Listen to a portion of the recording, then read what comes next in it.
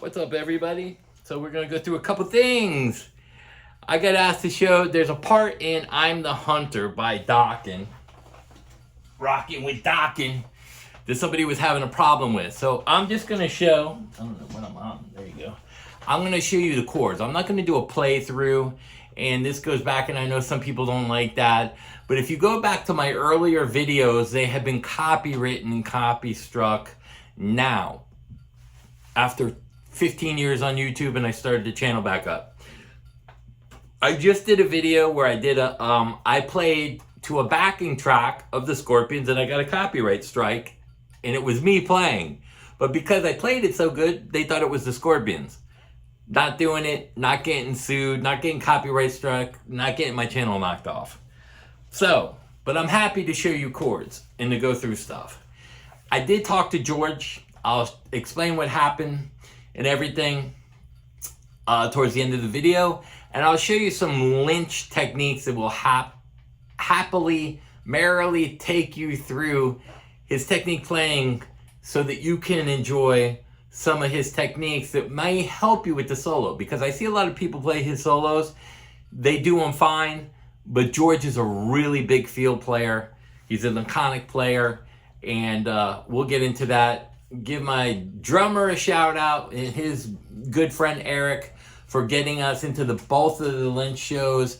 The second show wasn't with Lynch Mob. I'll explain that towards the end of the video, but let's get into the song. Okay, I'm the Hunter. All right.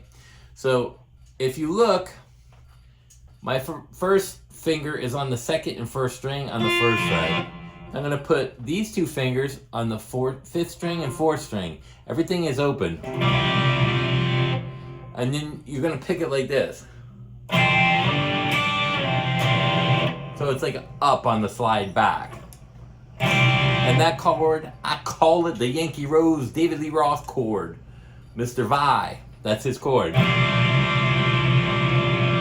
Sounds like the beginning of Yankee Rose. It's a very common chord. A lot of rockers from the 80s, 90s used. But so you're gonna go.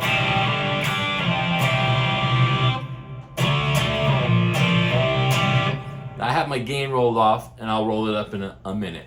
So then it goes D, A sharp, C. Those are the common chords, and there's a little lick in there.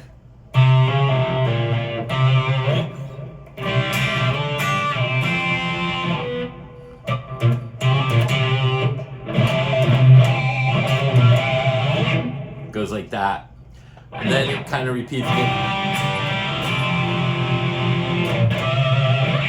Now here's where I think I'm being asked to show him. Now we're gonna go over this part. It's kind of like that, but it's like a double power chord. I don't know how to explain this. So first finger on the fifth string, first fret. Fourth string, third fret, and then the pinky is going to go on the fifth fret on the third string. And I pick these. And then a G. And then the lick. And that is just pentatonic, G minor. That's all the licks coming out of this. When it gets to the solo, it gets into D minor. I don't remember the solo. We're not going to go through the solo because he was having problems with this part.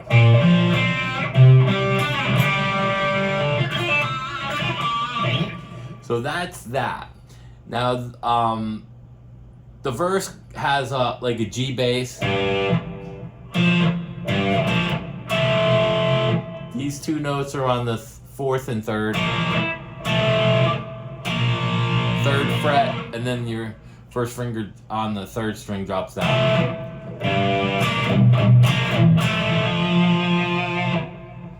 And then you have a couple different chordings. One off the first fret.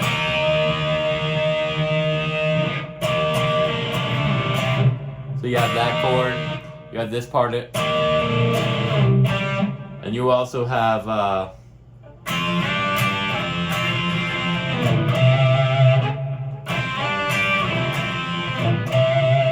so those are all the basic chords of the verse and the intro and stuff. Now when it gets into another part where he goes, So you're gonna walk that up on the 5th fret, and it's pentatonic. This finger is gonna stay on the low E on the 8th, then 7 on the 5, and then the 4 is on the 5. And then you're gonna jump back up a string with these two and take this off. And then you repeat the same thing on the 5th string.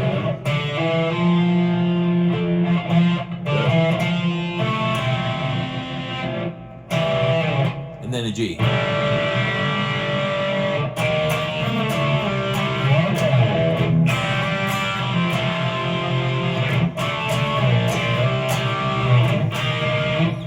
Again, it goes through all the chords and everything. That's basically all the chords in there. Now again, the solo is out of G major, and he does use this note, these notes.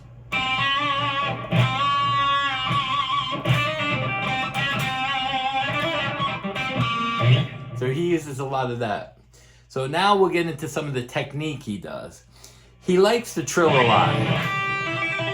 That's a trill. But he'll do it rhythmically or out of time.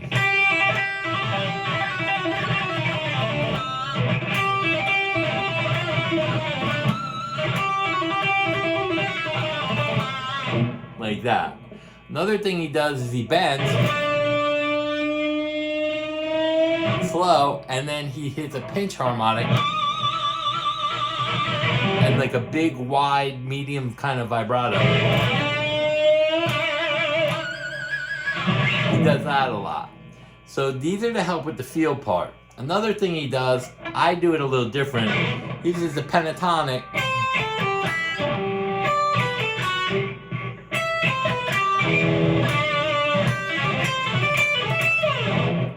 That's another one of his signature kind of moves.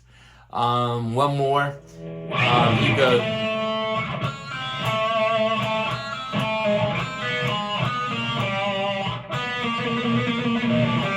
That's on the 4th fret, 4th string. These two notes on the 3rd string. One more. 6s.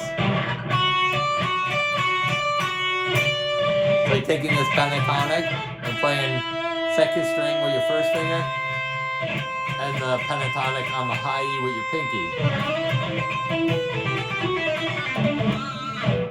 So those are some of the techniques that will help you with the feel of the soloing. He likes to use harmonic minor.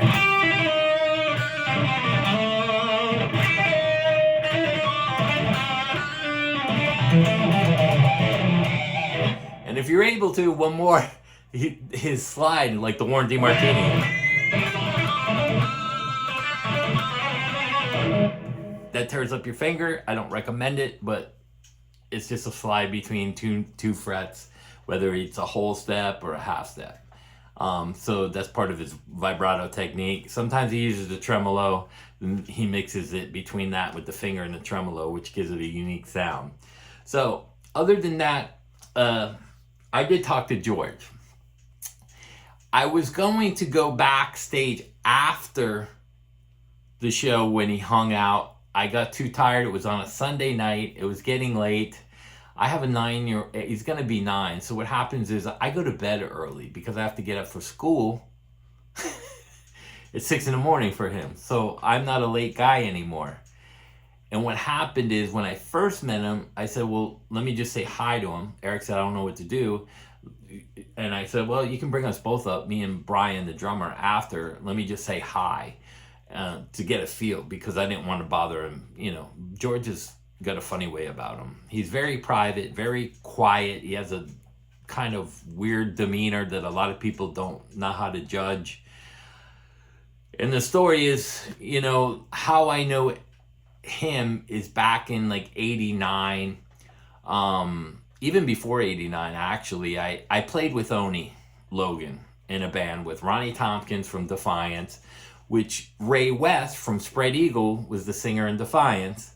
we were all friends. I used to hang out with Ray in the malls and stuff. Oni was a little different, but it was more musical with him at like Art Stocks, and he was in a local band called Diamond Rose here. That was my connection to George.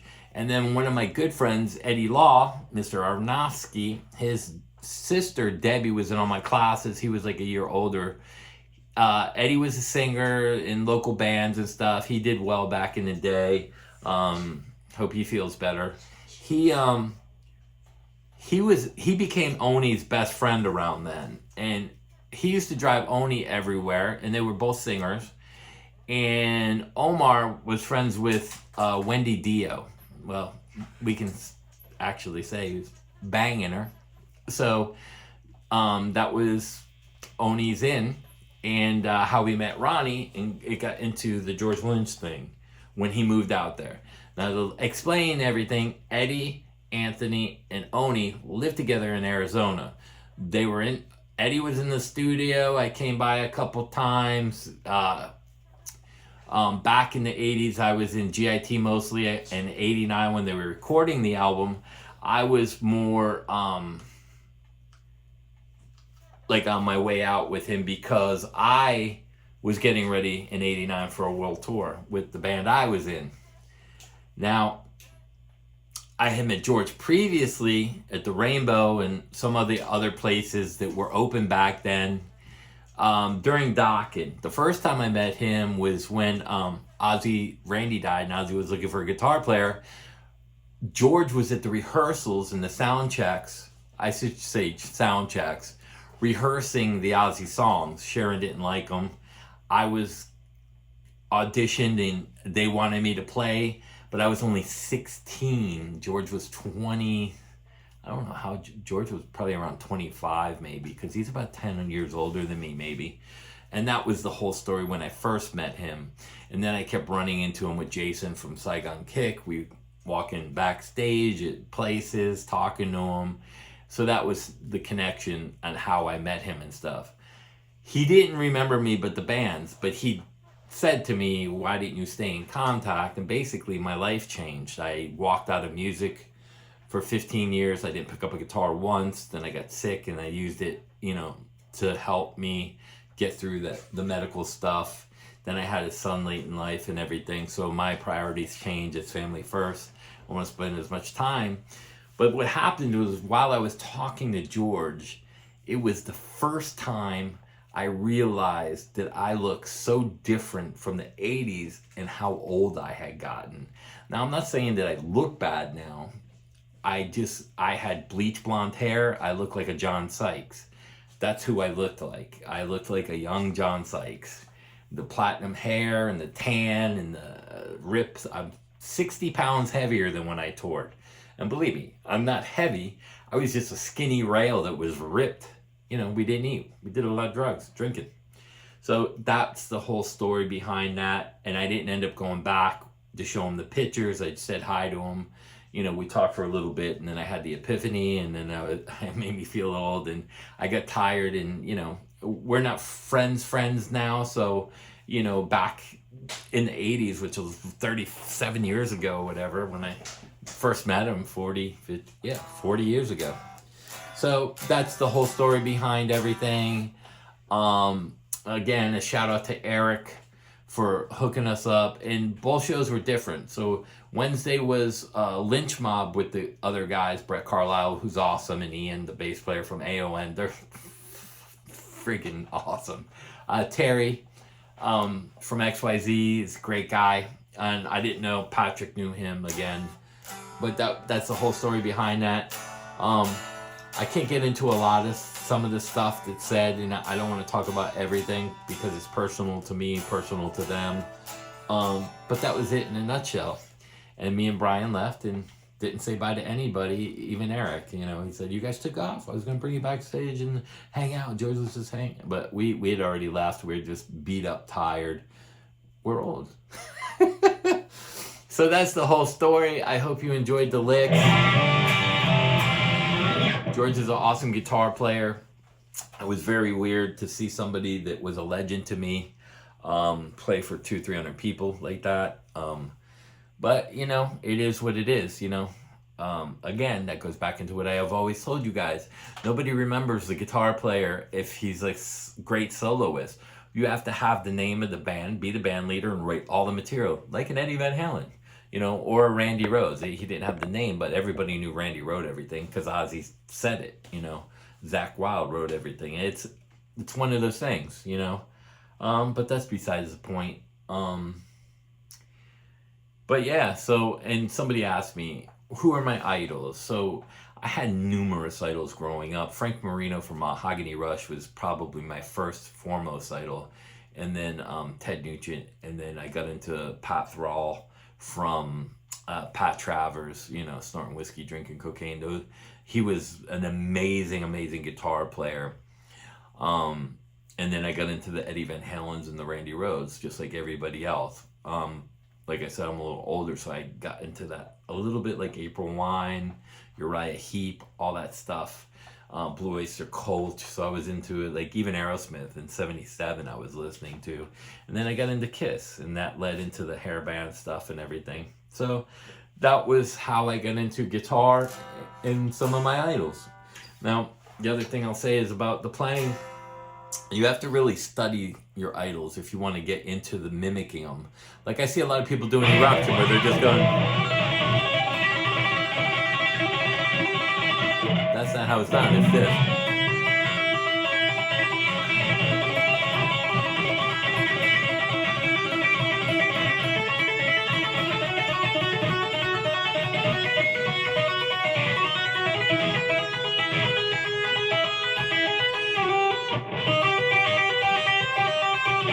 There's a way to do that. It's not just, that's wrong. So study, if you want to learn how to play things right, find the person that you see do it the best and listen to how they're doing it.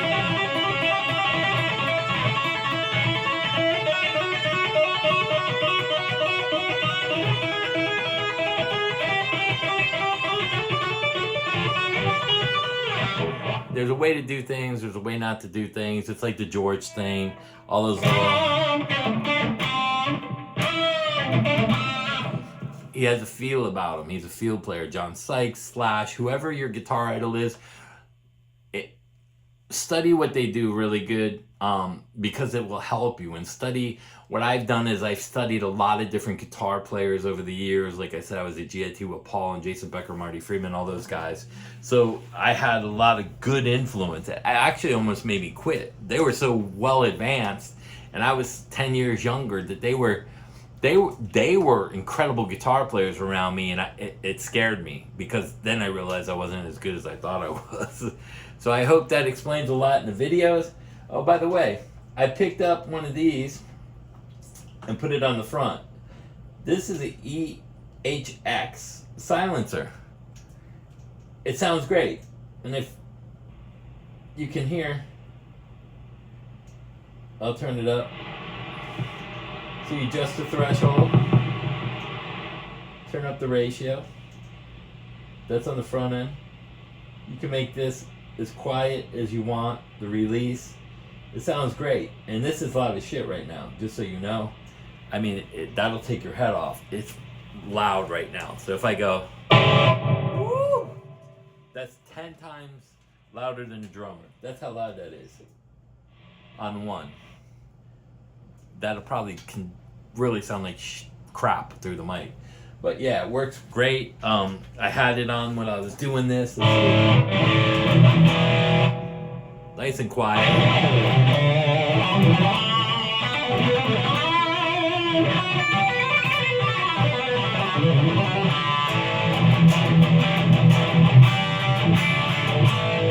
Sounds great, doesn't rob you of tone. It's very nice. So I hope that explains a lot.